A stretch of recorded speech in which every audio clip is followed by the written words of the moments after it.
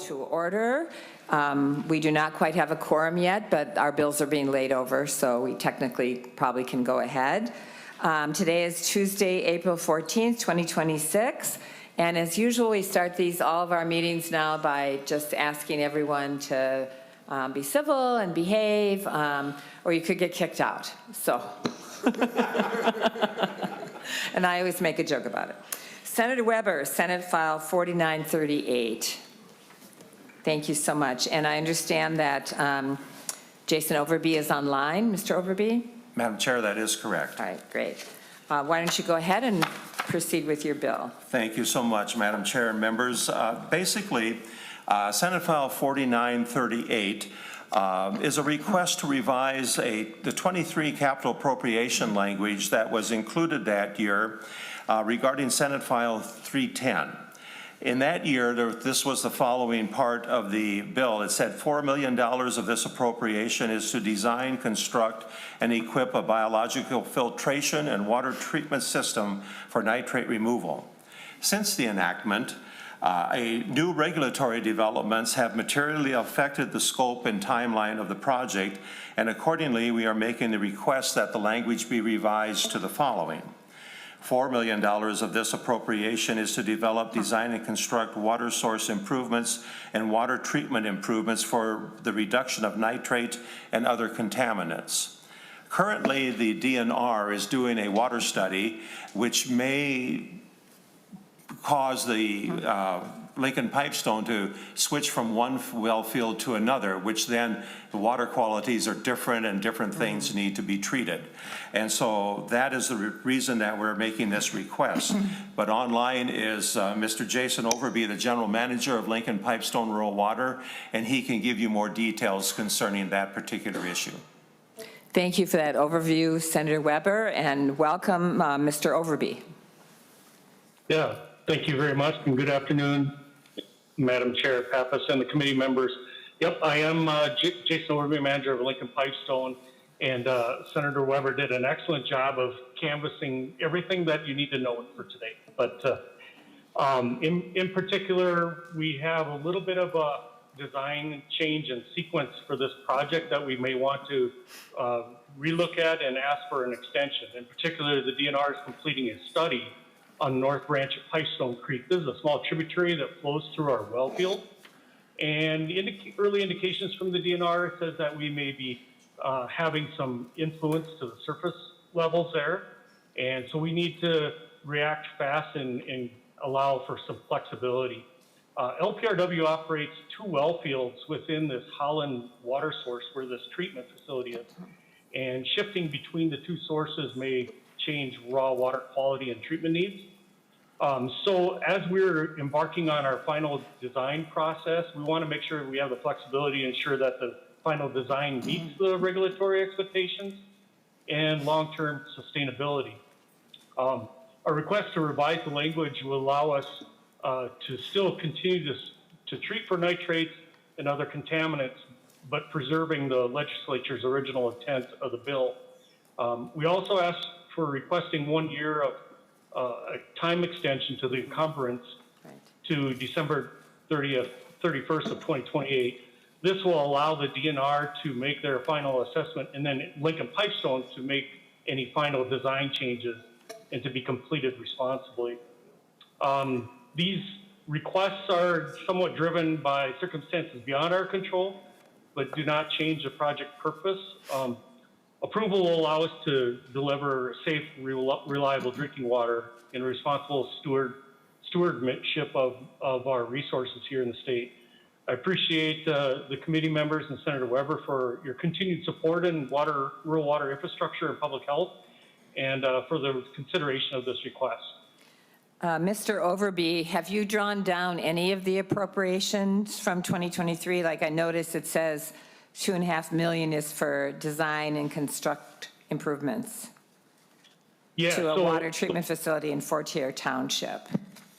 Yep, very good question. Actually, yes, and I can break down each one of those 3 components or sub-projects. The $2.5 million, we're nearing completion of that project. We have a 800,000 gallon storage tank built, We're planning on putting a tank mixer and actually filling it and Bacti testing it here within the next week or two. So that should be done by the end of this month. So that project's nearing completion. Regarding the other component with system improvements, part of it includes a pipeline, and we are, as of this week, we are fusing pipe and going to be installing 18.5 miles of pipeline. We are securing land for a tower and some meter buildings, and working with one of our interested communities and getting that all lined up. So that project's also underway. This one, because of regarding the Holland plant, is delayed a little bit. We are in final design of it, but this recent information from the DNR kind of has put us into a fork in the road. So we really need to be prepared for what's coming next. Great, thank you very much. Amanda, any questions? Oh, here we have some more committee members joining us. Great. You just missed a fantastic presentation by Senator Weber and his witness. Thank you so much, Senator Weber. And this bill will be laid over for inclusion then. Thank you, Madam Chair, Thank you, members. Mr. Overby. Yep, thank you very much. The next bill is Senator Miller. We're going to skip over me since you're here. And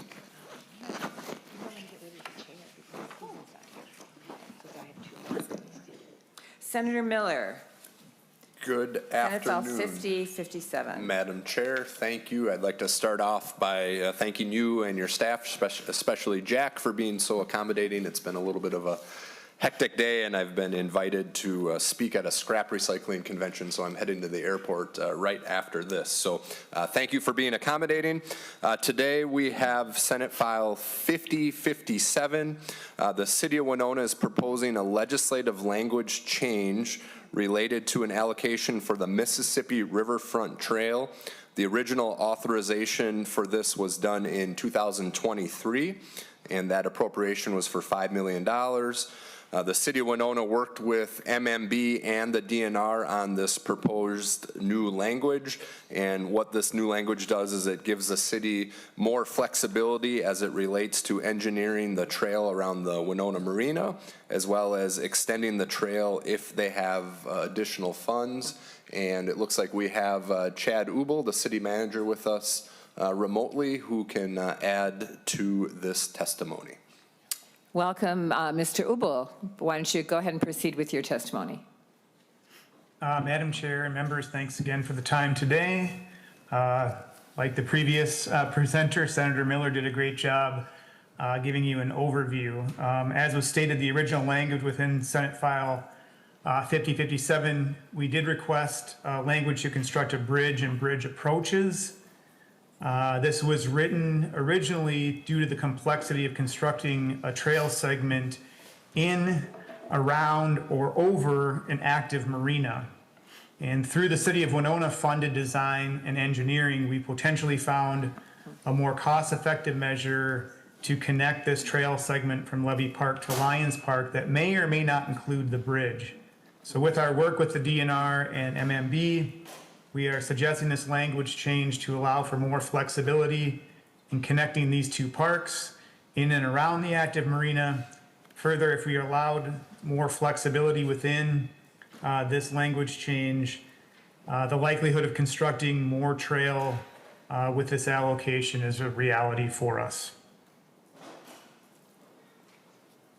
Thank you. Are there any questions on this proposal? Then thank you very much, Senator Miller. Thank you, Madam Chair and members. Quick.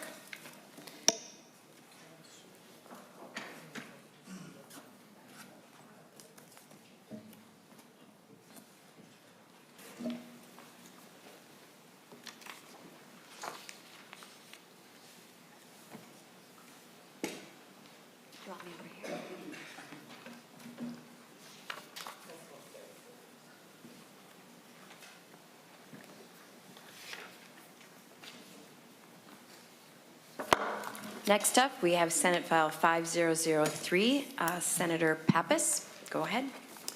Thank you, Madam Chair and members. This is a modification for a 2023 grant. It's a technical correction to this proposal for accessible space. There's no new funding. As a reminder, it maintains the original $1.15 million and simply aligns the appropriation with MMB bonding requirements so it can be implemented. It's about protecting a prior investment and making sure that accessible housing improvements are actually delivered for Minnesotans who rely on these units. And I have with me Mr. Ken Berry from Accessible Space, Inc. to provide more details. Thank you. Mr. Berry, go ahead. Thank you, Madam Chair, members. My name is Ken Berry. I'm the Director of Housing and Affiliate Operations for Accessible Space, Inc., which is a St. Paul-based 501c3 nonprofit, sponsor, developer, owner, and manager of wheelchair accessible housing throughout the state of Minnesota and throughout the nation. In 2023, the legislature appropriated $1.15 million for accessible space to make capital improvements for low-income accessible housing in St. Paul, Stillwater, and Roseville. The bill is a technical fix to the 2023 appropriation required. This section or funding will be lost. The Minnesota Management and Budget requested this change because ASI manages the property sites, but the buildings themselves are separate nonprofit affiliates of Accessible Space, Inc. This bill aligns the funding with the appropriate ownership entities so the projects can proceed in compliance with state bonding requirements. Thank you, Mr. Berry. Members, any questions? All right, thank you so much. Senate File 5003 will be held over for possible inclusion. Senator Pappas, you have Senate File 5061. Yes, Madam Chair, and this one is a little bit more complicated in that we gave, Janet, want to come up here? We gave a grant to Neighborhood House as a nonprofit, and it was a cash grant in 2023. And MMB discovered, Neighborhood House then in good faith had a contract going with deed, right? You did through deed. And then MMB discovered that Neighborhood House and the Wellstone Center originally got a bond appropriation like 20 years ago. So once a bond project, always a bond project. So now the dollars cannot go. They also discovered that the building is actually owned by the city of St. Paul, not by Neighborhood House. Neighborhood House is a long-term lease. So we have two complications here. So the money needs to go to the city of St. Paul so that they are able then to do the contract with deed and then be able to reimburse Neighborhood House for money that they've already spent on their renovation project. So, and then I have the director with me here today, and I'll turn it over to her. Yeah, thank you, Madam Chair and members. My name is Garcia, Janet. go ahead. Okay, my name is Janet Gracia, and I am the President and CEO of Neighborhood House. As it was stated, we received this, these funds were appropriated to us in 2023. I am happy to say that we are near the end of the project. The grand opening of the newly renovated Neighborhood House will be in June of this year, with over $10 million of investment into renovating the building. What is unique about this situation is that while Neighborhood House does not own the building, we are an operating partner, and we make very significant investments in the building and operate the building and raise the funds to make all these additional renovations. It has put us in a situation where we were required to take out a $2 million bridge loan in March of this year to pay the bills that we did owe the construction company, and we have $1.4 million in addition of bills that will be coming due very soon. Thank you so much, Ms. Gracia. Mr. Sawyer. Thank you, Madam Chair. Madam Chair, committee members, excuse me. My name is Paul Sawyer. I am the Grants and Government Affairs Manager for St. Paul Parks and Recreation. And we wanted just to come and thank the committee for hearing this bill, and thank you, Senator Pappas, for helping resolve this oddity for us. And we really wanted just to express that we're fully supportive of working with our operating partner and with MMB to try and find a resolution to this. Really, we operate this building. This is a joint partnership. So this distinction about ownership and grantee really is something that's just on paper. It's not going to impact anything that you would see in the programming at the center. So thank you all, and we appreciate the opportunity to solve this. Thank you, Mr. Sawyer. Members, any questions? Oh, yep, Senator Rasmussen. Thank you, Madam Chair. Question for the bill author, the testifiers. Can you help me understand, so does this project have any connection to the Wellstone Center or Wellstone Action? Senator Pappas. Madam Chair and Senator Rasmussen, Jen, maybe you could explain what the relationship is. Ms. Gracia. So it does not have anything to do with Wellstone Action, but as an operating partner, Neighborhood House does operate the Wellstone Center, in which the Neighborhood House houses all of their programs.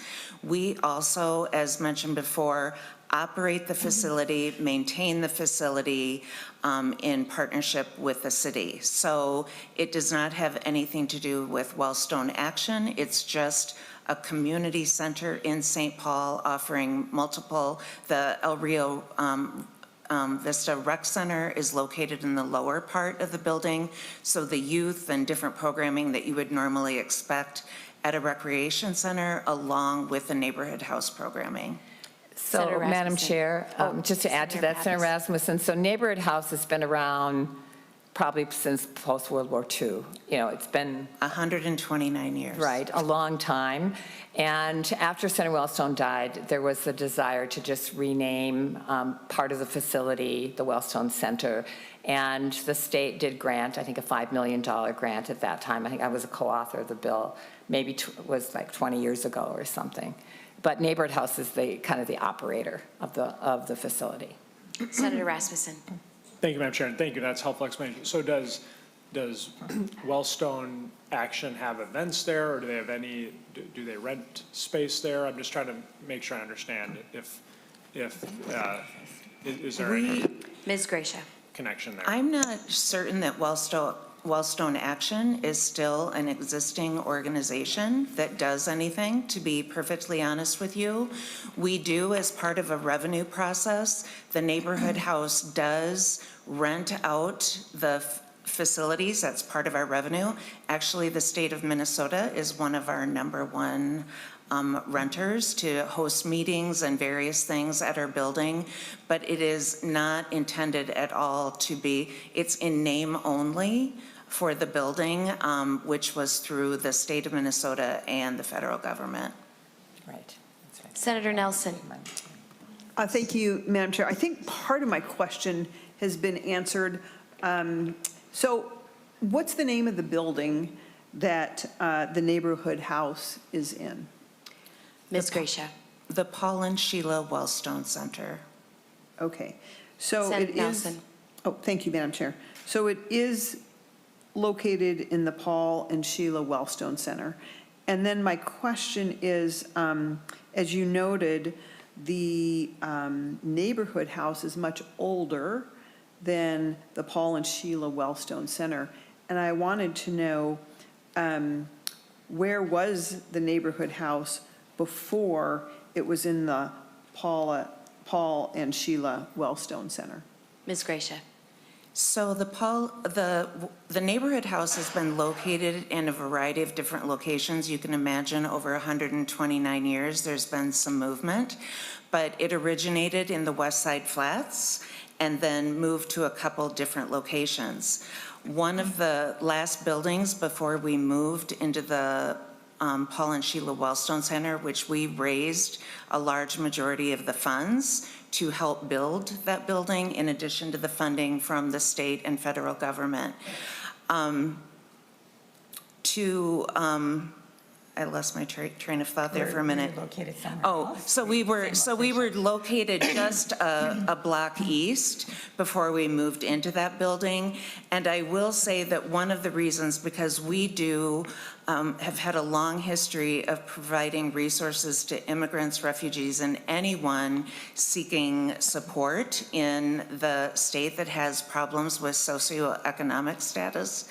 And Senator Wellstone had been very instrumental in some legislation and I'm sorry, I don't know the exact numbers, like in the early 70s, that really helped the Hmong community that has become very established in the Twin Cities. And so that is part of the reason that they felt that the building, the Paul and Sheila Wellstone Center, would be a living monument to the work that he had done to support some of the population that we support. Senator Nelson. Oh, thank you, Madam Chair. So I think we got a little bit of history there, very helpful always. So just to understand, so obviously 129-year history, and congratulations on that. I'm sure you've really impacted a lot of lives there. Has moved into a number of different settings, and you did move into the Paul and Sheila Wellstone Center at a certain, some years ago. I just wanted to kind of get the distinction. You moved into the Paul and Sheila Wellstone Center. Ms. Gracia. Sorry. We helped raise the funds and were involved in the actual design and build of the building. So it was built with the intention that Neighborhood House would be the operating partner. It was not that it was built and then the Neighborhood House just moved into it. We were part of the entire process. And I believe, if my recollection is correct, that was in 2006, the opening of the actual building. Thank you. Thank you very much. Thank you, Senator Nelson. Members, any other questions? Senator Pappas, any closing? Nothing? Okay. Oh, yes, I do Yes, have one go ahead. closing comment, is we're not, we're not quite sure this language is exactly the right language. There's still, the city and Neighborhood House is still having discussions with MMB. So we may be back with a change. Thank you, Senator Pappas. I was going to ask them. We'd have to come back and do this again, right? All right. Thank you. So Senate File 50061 will be held over and laid out for possible inclusion. Thank you. Senator Pappas, you have Senate File 5005.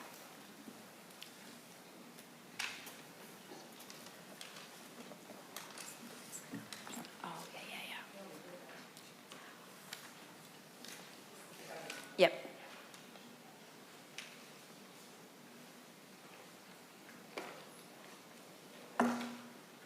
Sorry, I forgot.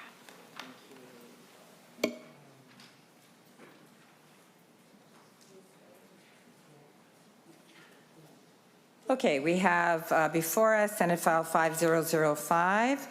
We're looking at the policy issues in the governor's proposal, and the first witness I have on the list is Josh Leash, who is not sure what you're doing. He's going to tell us what he's doing. Sorry,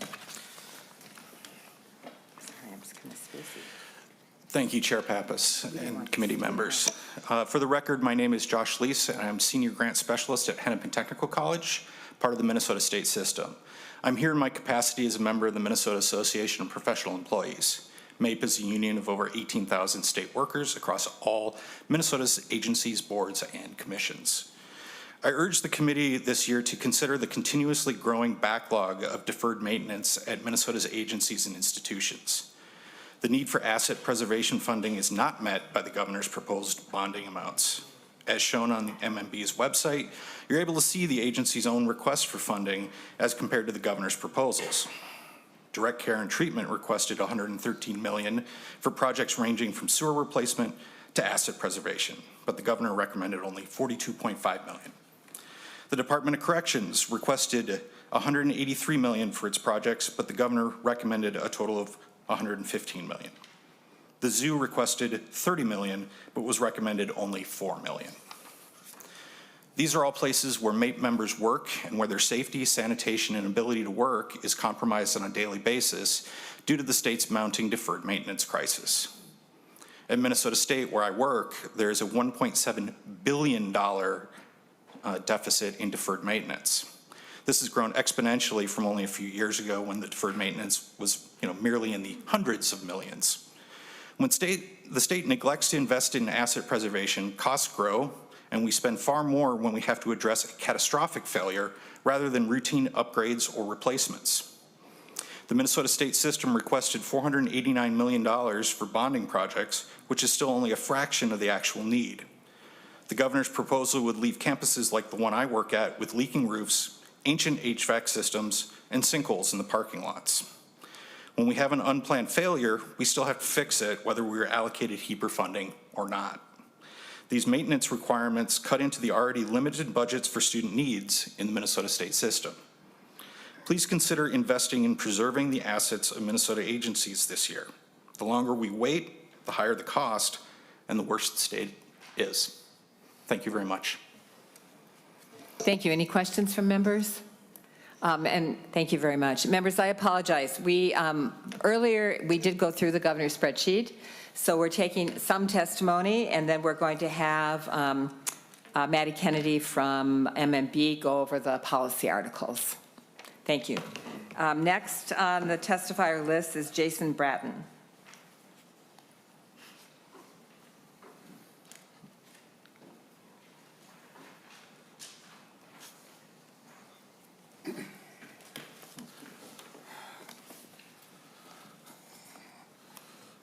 Good afternoon, Madam Chair and committee members. My name is Jason Bratton. I'm the treasurer of the Red River Water Management Board, also known as the Red Board, and a farmer in Rosal County. I can personally attest to the critical need for the continued bond funds through the flood hazard mitigation program managed by the DNR. My own family farm has experienced repeated flooding in recent years. We appreciate the DNR's preliminary request of $45 million for the program and the governor's inclusion of $9 million into the capital budget. However, the statewide document needed for exceeds $200 million. These funds protect cities, farmsteads, agricultural lands, public and private infrastructure from the emotional and financial impacts of flooding. A bonding bill has passed only 5 times in the last decade, leaving some project on the DNR's needs list up to 10 years. In the meantime, inflation continues to erode local financial capacity. In Northwest Minnesota, the Red Board and its members have local match dollars ready to pair with the state bond funds, but we cannot complete these projects alone. Across our membership, we have 3 major flood mitigation and water storage projects totaling 82,500 acre-feet of storage underway, with millions of already invested from local and state sources.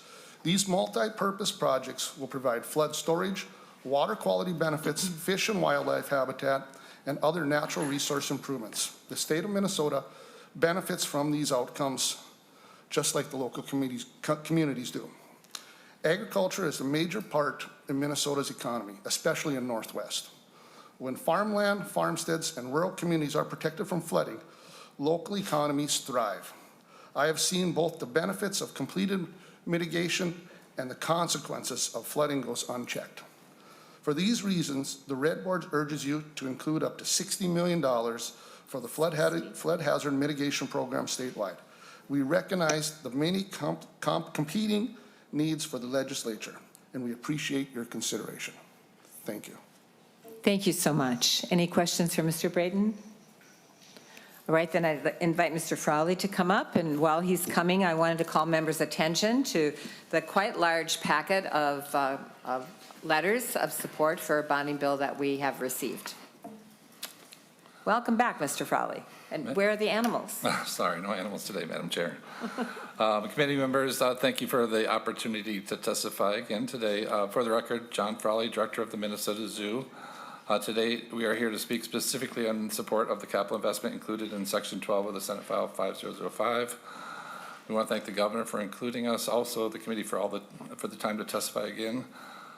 As I mentioned in the last testimony, the zoo is among the worst facility condition ratings of all state agencies as per the Department of Admin's Facility Condition Assessment Report. Over 1/3 of the structures at the zoo rate in poor or crisis condition. So obviously this is elevating the risk for staff, animals, and specifically the 1.5 million visitors that come to the zoo. Once again, we want to thank the governor for the $4 million in this request. But additionally, Madam Chair and committee members, we would like to request that the zoo have some support to renovate our A building, which is the campus' oldest structure and our current animal hospital. We've been working on a hospital project with the state for over 5 years. We did receive $11 million in prior state support, and thank you. We've raised over $12.5 million privately for this animal hospital project, but we're still $6 million short of completing the project as planned.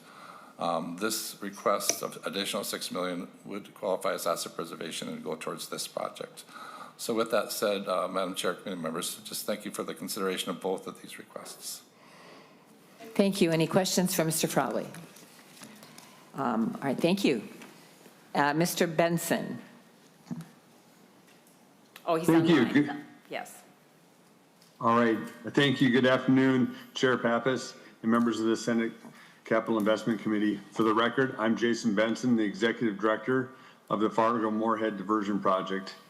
I'm going to highlight some similar points as Mr. Jason Broughton of the Red Board brought up. I would like to thank the Governor and the Minnesota DNR for including $9 million in the Flood Hazard Mitigation Program in Senate File 5005. The Metro Flood Diversion Authority, along with its member entities, the City of Moorhead, Clay County, and the Buffalo Red Watershed, support the DNR's preliminary agency request for $45 million and would recommend even more to cover the significant funding needs for flood infrastructure and flood hazard mitigation. The Fargo-Moorhead Area Diversion alone has requested funding of $64.1 million for Minnesota projects to mitigate flooding in the City of Moorhead, Clay County, and communities within the Buffalo Red Watershed District. I respectfully ask that you support appropriating additional funding for the Flood Hazard Mitigation Program within Subdivision 8 of Senate File 5005. This additional funding will significantly benefit the flood mitigation needs of communities around Minnesota and within the Red River Valley, the City of Moorhead, and Clay County. I'm happy to take any questions you may have. Thank you.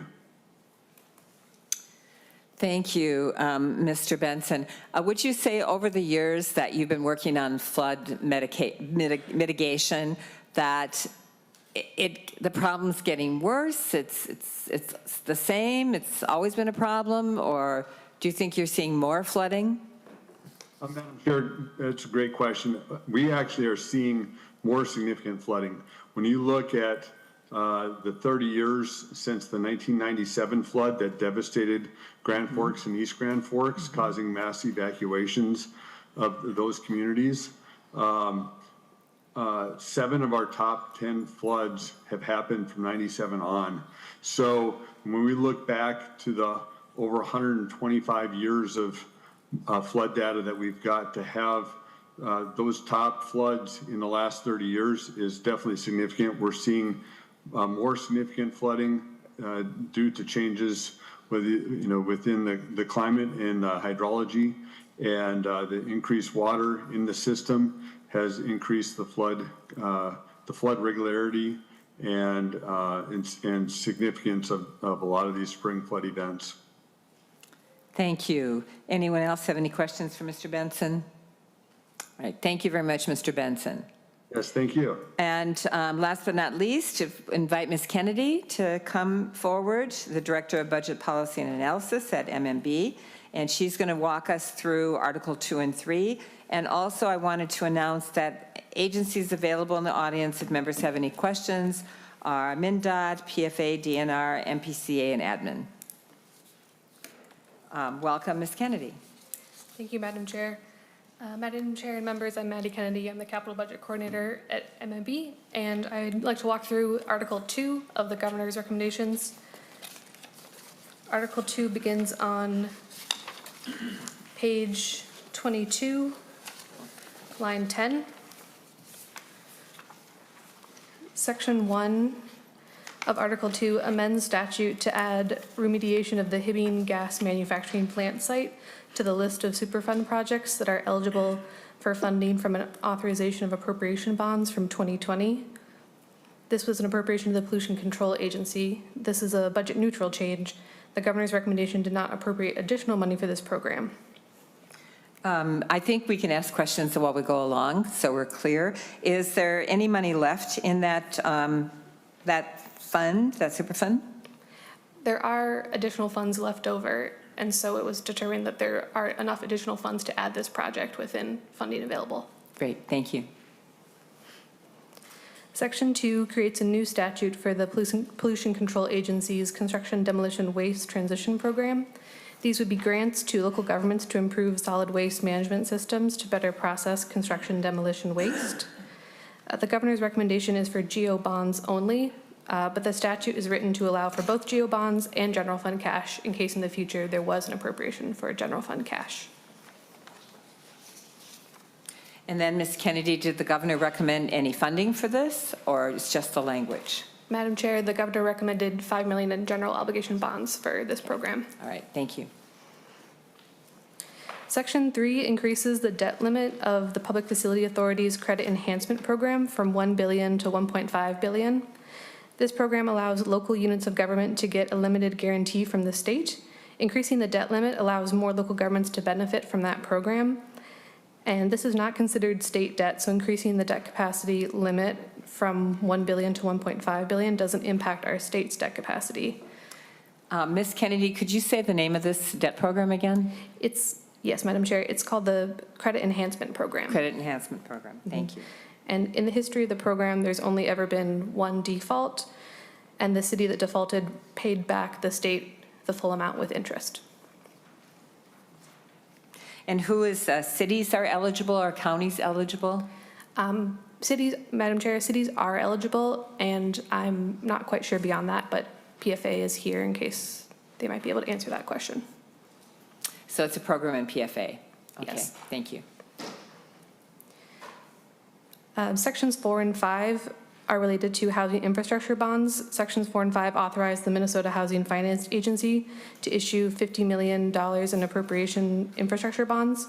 So this is a standard language that we see with HIBs in past bills, and this reflects the governor's recommendation of $50 million in housing infrastructure bonds. So, Ms. Kennedy, if the decision is made that the housing infrastructure bonds are carried in the housing bill, does this language then need to go with that? Madam Chair, yes, that's correct. Okay.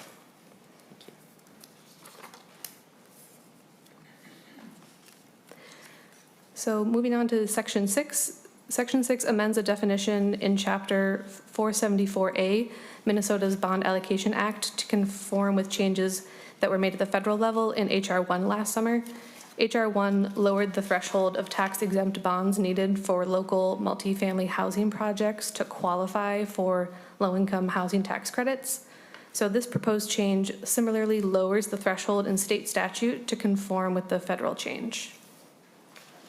And this proposal also does not have an impact on the state's debt capacity.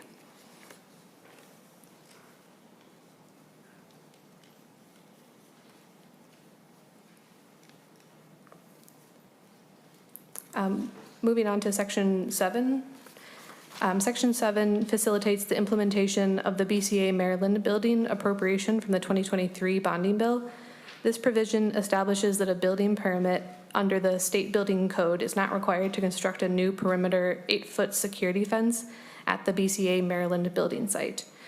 So in the 2023 bonding bill, the appropriation rider did include a security fence, and so this provision allows implementation of that rider.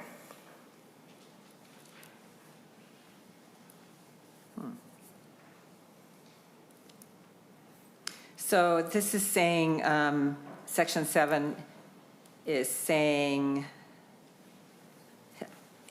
is the desire to not construct a security fence by the BCA? I'm not quite understanding. Or they want to construct it, but somehow don't want to follow the building code? Madam Chair, the intent is to construct the fence, and the Department of Administration is here, and they can provide some more of a context around why this language is needed. Great, thank you.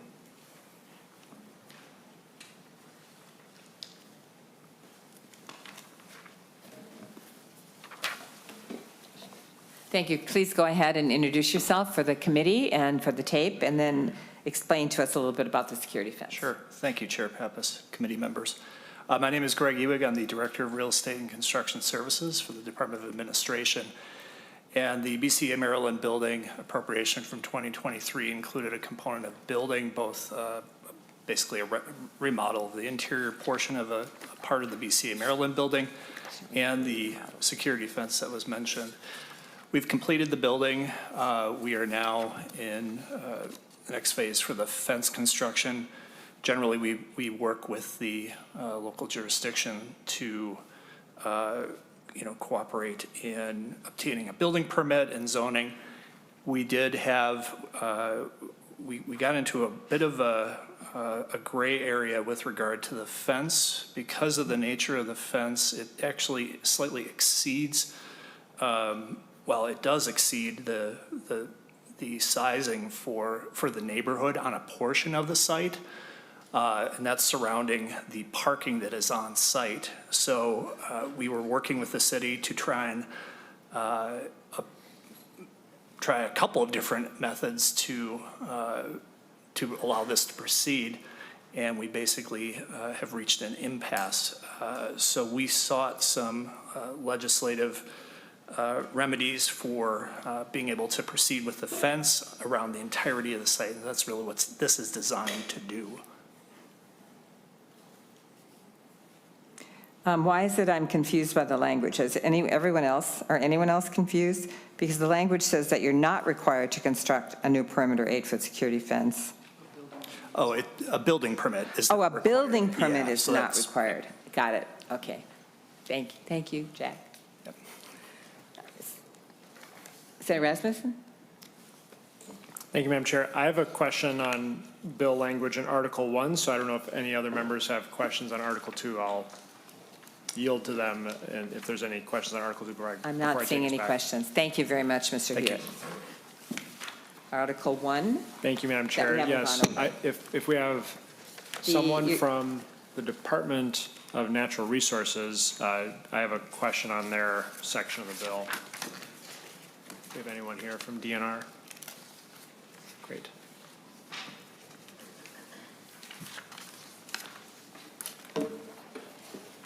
please go ahead and introduce yourself. My name is Emily Javens. I'm the Land Use Unit Supervisor at the DNR, and the Flood Hazard Mitigation Program is housed in the unit that I supervise. Great. Javins? Javens. Javins. Thank you. Go ahead, Senator Rasmussen. Thank you, Madam Chair. Thank you, Ms. Javins. I'm looking at page 4, starting at line 6 in the DNR's appropriation. It's under betterment of buildings, and it has $3 million set aside for that. Do you know what that $3 million is for the betterment of buildings? Ms. Javins. Madam Chair and Senator Rasmussen, unfortunately, I do not have the answer to that, but I am certain that I could get that for you. Senator Rasmussen, I have the answer to that. Madam Chair. That is for the fish hatchery, which we visited on bonding tour, and we saw it was abysmally small and old and inadequate. And so this would just be for design for it. Thank you, Madam Chair. I appreciate that clarification. And that was my understanding as well, that this was going to be going for bolstering fish hatcheries, which I support. I think they provide benefits all over the state, especially the St. Paul fish hatchery and the opportunity it has for educational purposes as well. The only point I want to make here is the language in the bill just says for acquisition, pre-design, design, and construction to replace existing facilities that no longer meet the business needs of the department, or to acquire or construct new facilities. And so I'd like to see if moving forward with this, if that $3 million is designed to Right. do something with the St. Paul Fish Hatchery, let's have the language reflect that. That would just be one thing that I'd like to see changed as we move forward. So thank you, Madam Chair, and thank you for coming up. Appreciate it. Thank you.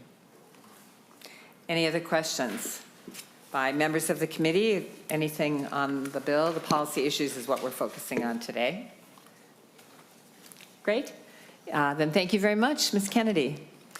All right, and Mr. Fisher, do we have a meeting on Thursday? Thank you, Madam Chair. Yes, we are meeting on Thursday at 3 p.m. We will be hearing a number of policy-oriented bills, starting with a Senator Fateh bill that amends a previous appropriation, and then hearing a number of bills that deal with policy and state programs. Not more modifications, more policy issues. There is one other modification, a Senator Klein modification. Okay. Thank you. No other comments from anyone on the committee? You want to pass the gavel? Thank you. The meeting is adjourned.